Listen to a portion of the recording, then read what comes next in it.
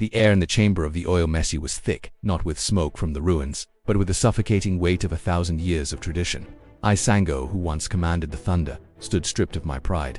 The 7 chiefs sat in their silent judgment, their eyes reflecting the embers of a throne that had turned to ash. There was no anger left in me, only a hollow silence. My hands, once capable of wielding the lightning itself, were now trembling under the gaze of men who had seen kings rise and fall, but never like this.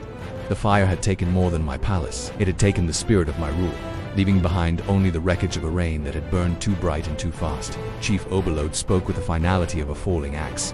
The law was absolute, and the trial would be a mere formality to confirm what we already knew. My power had become a danger to the very people I was sworn to protect. I looked at the council, seeing the faces of allies and rivals alike, and I knew there was only one path that preserved what little honor remained. I chose voluntary abdication. I would not be a king in chains, nor a ghost in my own hall.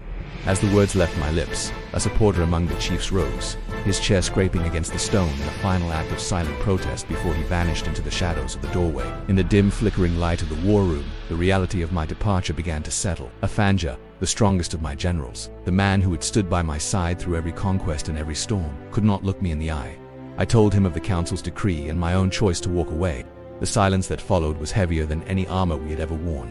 Then, the man who feared no army, the giant who had never flinched in the face of death, collapsed into his seat and buried his face in his massive hands. He wept for the Oyo that was, and the brother he was losing to the night. I knelt beside him, my own grief mirrored in his shaking shoulders. I reached out, placing a bandaged hand on his armored shoulder, the rough cloth a reminder of the fire I had failed to contain. I told him that this was not the end, merely a transformation. The city might cast me out, the walls might crumble, and the crown might be lost to the flames, but the spirit of a warrior is not bound by stone or title. I told him to hold the line, to protect the people when I could no longer. Even as I prepared to become a ghost in the wind, a memory whispered in the rain. The pre-dawn light was gray and unforgiving as I stood at the palace gate. I carried nothing but a single pack, the weight of my royalty replaced by the lightness of a wanderer. The palace behind me was a silhouette of missed opportunities and tragic endings. I was a man without a country, a king without a throne, but as the first cool breeze of the morning touched my face, I heard the sound of iron on stone. Oya was there, silhouetted against the coming light, her armor gleaming even in the darkness, leading a horse as if she had always known this moment would come. She did not ask where we were going. She only stood ready. She looked at me with a devotion that the crown could never command. In her eyes, I was not a fallen monarch or a failed ruler. I was the man she had sworn her life to. When I asked her why she would leave the comfort of the palace for the uncertainty of the road, she simply said she had married the storm. She was not following a king, she was chasing the thunder. I nodded, a silent gratitude welling up in my chest that words could not capture. In the wreckage of my life, her presence was the one thing the fire could not touch, a beacon of loyalty in a world that had turned its back. At the inner gate, a shadow stopped me in my tracks. Oba stood there, looking so frail she seemed made of moonlight and sorrow. The fire had left its mark on her as it had on me, a scar on her cheek that told the story of the night the world ended.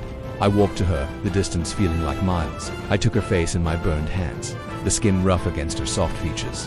She didn't look at me with judgment or anger, only a profound, heartbreaking sadness that I was leaving her behind in this broken place. I felt the weight of every mistake I had ever made as I looked into her wet eyes. I leaned down and kissed her forehead, a final benediction for the woman who had endured my fire without ever losing her grace.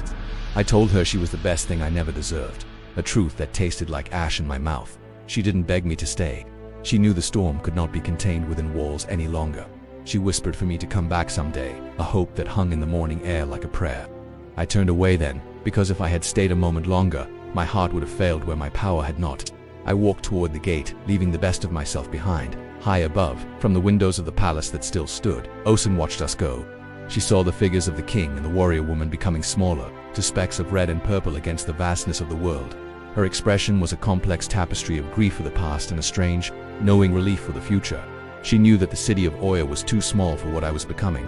She whispered to the wind, a command for me to become what I was truly meant to be. I was no longer a king of men. I was becoming a legend of the sky, a force that would be felt long after the palace was dust. The road stretched out before us, long and winding, leading away from the only life I had ever known. The sun rose behind the palace, a gold, merciless disk that watched our departure. We walked in silence. The rhythm of our footsteps, the only heartbeat of our new existence. The city fell away, its towers sinking below the horizon, replaced by the wild, untamed beauty of the savannah.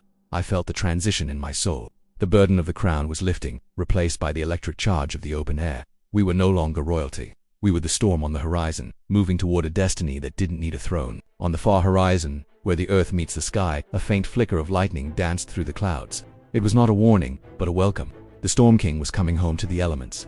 My reign as a man had ended in fire, but my legacy would be written in the clouds and spoken in the roll of the thunder. The world would remember Sango not for the palace that burned, but for the storm that never died. As we walked into the light, the lightning grew brighter, guiding our way into the unknown, where a fallen king would finally become a god. The storm had only just begun.